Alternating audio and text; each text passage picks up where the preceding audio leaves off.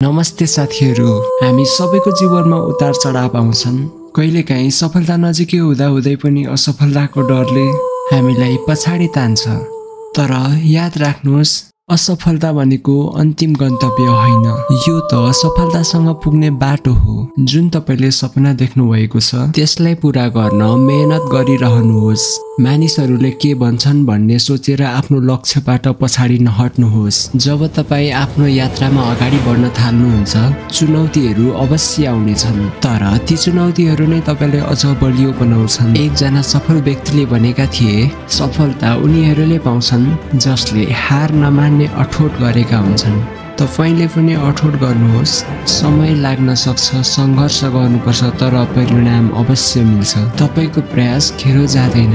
साना साना उपलब्धिहरूलाई मनाउने बानी बसाल्नुहोस्, किनभने ती साना उपलब्धिहरूले तपाईलाई ठूला सफलतासम्म पुर्याउँछन्। त्यसैले अघि बढ्नुहोस्, मेहनत गर्नुहोस्, आफूमा आत्मविश्वास राख्नुहोस्। सफलताको ढोका तपाईको लागि खुल्दैछ। धन्यवाद। आजको भिडियो मन परेमा भिडियोलाई लाइक, कमेन्ट र शेयर गर्न नभुल्नुहोला अनि यस्तै भिडियो हेर्नको लागि च्यानललाई सब्स्क्राइब गर्नुहोस्।